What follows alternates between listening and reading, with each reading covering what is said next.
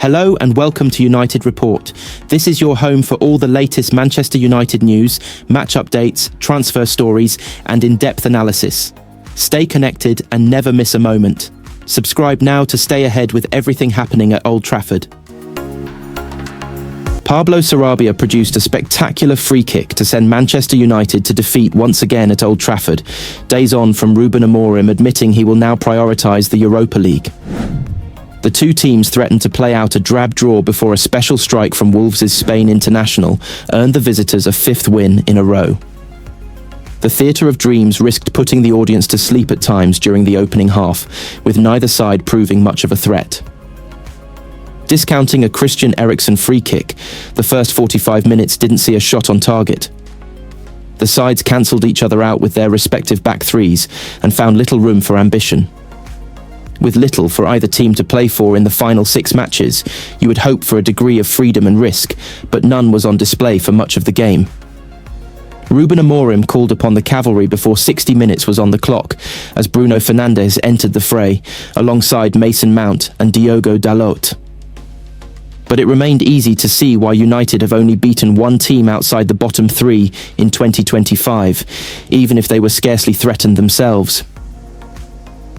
A rare run from Matheus Cunha earned Wolves a free kick in a good position, and substitute Sarabia took full advantage after 77 minutes to see Wolves pull level with United in the Premier League.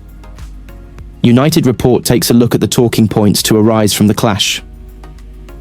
Ruben Amorim admitted following United's dramatic win over Lyon the Premier League would become a platform for utilising the club's young stars.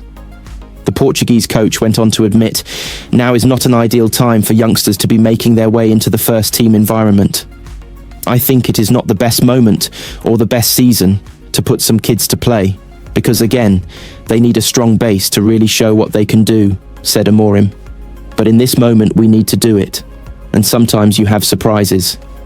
Are the prospects meant to be happy after that? Nevertheless, Amorim stuck to his word, and 20-year-old Tyler Fredrickson earned his first team debut as part of a back 3, with Harry Maguire the wing-back to his left. The pair offered more than most to cheer about with solid performances. Fredrickson stifled Jørgen Strand Larsen, and Maguire working up and down the flank well. At least they could be afforded some time to develop. The fitness of Luke Shaw is always going to be much debated, but the defender's absence on this occasion was not as a result of an injury setback. The England international played 75 minutes against Lyon on Thursday, having only played 12 minutes following his return from injury previous to that. Instead of participating at Old Trafford, Shaw trained at Carrington earlier in the day as the club managed his fitness, having spent most of the season out injured. The fullback has plenty to do to prove his merits before the summer, however. While there has been little to be happy about on the pitch this season, United supporters continue to highlight other problems at the club. Protests over rising ticket prices at Old Trafford were again present as signs were shown towards the director's box. The messages continue to be shown around the world via broadcast cameras, but the message cannot be ignored by the club. Chief Executive Omar Barada is sure to have seen the discontent sent in his direction, and for much of the match, there was little to distract from it. After an 8th home defeat of the season, there's little sign of things improving on or off the pitch in the Premier League before the end of 2024/25. It says a lot about Manchester United that Wolves arrived at Old Trafford as favourites in the eyes of many. Despite the Red Devils sitting 3 places above Vitor Pereira's side, more appeared to be expected of the likes of Matheus Cunha and co., particularly when Bruno Fernandes was listed among the substitutes. The Portuguese midfielder has often been the only source of quality and entertainment at United, and there was only a dirge of that on offer on Sunday afternoon. Christian Eriksen did his best to remind spectators of his incisive passing, ahead of his contract expiring in the summer, and his set-piece delivery provided more threat than anything else. But it was not enough for Amorim to let play go on without his talisman as Fernandes entered the fold before the hour mark. The Red Devils found themselves in better areas from this point, but after starting a smart move, even Fernandes could only remarkably fire wide from a good position in the 74th minute. As the league table suggests, Fernandes is not enough to turn things around at United by himself. Perhaps it is unfair to judge United on the efforts of a rotated team, but it appeared it was the same question that were on display at Old Trafford against Wolves. United did not offer enough threat as they attempted to add to their paltry 38 goals in 33 matches this season. Rasmus Højlund had just 8 touches in the opening half, suggesting that the system or players around him were as much an issue as his own performance. The Dane offered an exquisite touch on the halfway line to break past Wolves' backline in the second period, but ultimately he slowed down and failed to shoot or make a pass before being tackled. So often it simply wasn't good enough. After Thursday, maybe there's an argument a Harry Maguire figure would get on the end of some tempting crosses produced by Amorim'S and Patrick Dorgu. United also may need to find some new methods of attack. United have already been linked to Matheus Cunha already this season, but the Brazilian was fairly anonymous. The 25-year-old made a telling contribution to earn Wolves a match-winning free kick, however.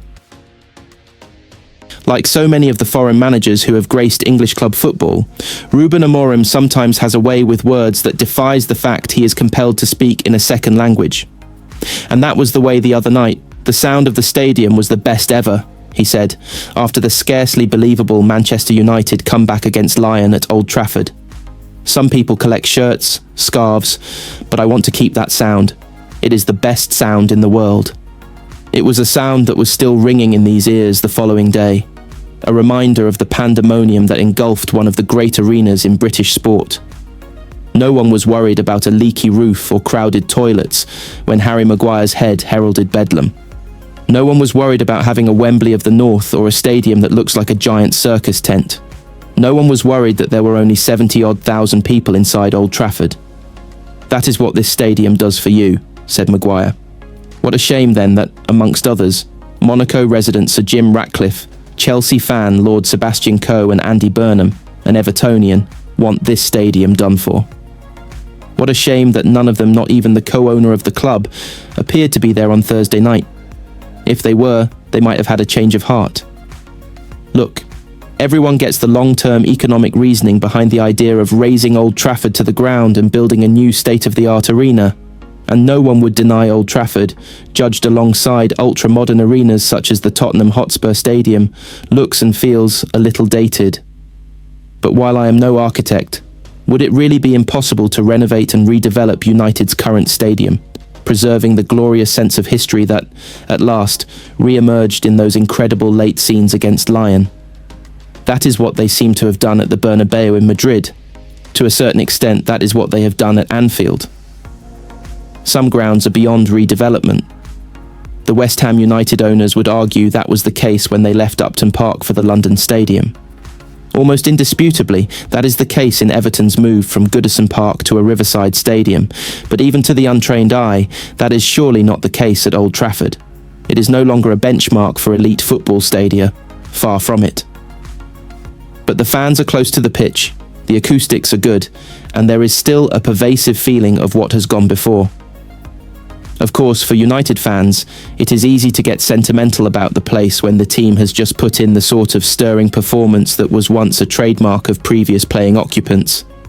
But the truth is that, as a stage for fantastic football matches that create an atmosphere that makes the spine tingle, there was nothing unfit for purpose about Old Trafford when Maguire administered the coup de grace against the French on Thursday.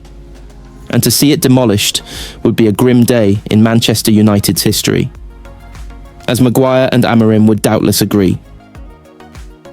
Manchester United are into the semi-finals of the Europa League after the most dramatic of victories over Lyon on Thursday night.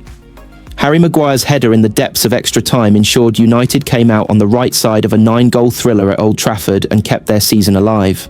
United will play Athletic Bilbao in the last 4 of the competition and are still holding out hopes that they could win the competition and qualify for next season's Champions League. Ruben Amorim's side sit a lowly 14th in the Premier League, yet still have something to play for thanks to Maguire. After taking a day to recover, they will now turn their attention to facing Wolves at home on Sunday afternoon. But Amorim has made it clear that he will prioritise the Europa League as they chase the all-important European spot for next season. The club also have one eye on the summer transfer window, when Amorim will get the chance to reshape his squad in his own image. Here are the latest news stories involving United from United Report. Maguire has made it clear that United are short of options up front after his heroics against Lyon. Amorim was forced to throw Maguire up front to chase goals in extra time on Thursday night, with a dearth of attacking options on his bench. "This year it's not been good enough, but the players are giving everything," said Maguire. "You can see we're short on attackers. We had 2 attackers in the squad in Alejandro Garnacho and Rasmus Højlund, and they gave everything. We're short on attackers. We lost Josh Zirkzee, so if the manager asks me to go up front, I'm willing to go up there. I do see myself as a threat and feel like I can score a goal. I'm sure we'll learn a lot from this game and the games to come." Marcus Rashford has been enjoying himself while out on loan with Aston Villa, and Alan Shearer would be astonished if he returned to his boyhood club in the summer. United are short of attackers, having sent Rashford, Antony and Jadon Sancho out on loan, but Shearer doesn't see a way back. "I'd be astonished if there's a career for him at Manchester United, not while Amorim's there," said Shearer on The Rest is Football podcast. "He's made it clear he doesn't want him. Man United are in the mire in the Premier League, and yet he thinks to get him out of the club is the best answer. There's no way he's going back there while Amorim's there," Gary Lineker added. "He will want to prove a point, not just to Manchester United, not necessarily to the fans, but also to himself. Because he's had a bit of stick. He's had a real issue with the 2 most recent coaches at Manchester United. Now he's gone off. Manchester United will go all out to try and win the Europa League, even if it risks prolonging their misery in the Premier League. United face Athletic Bilbao in the semi-finals of the Europa League next month and know that victory in the final would give them a place in next season's Champions League."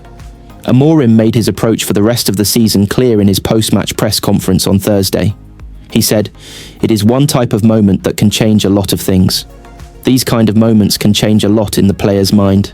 We have to be really focused on the Europa League, and we have to take a risk with the kids in the Premier League. We have to be tough on that, and the fans have to understand our focus is on the Europa League."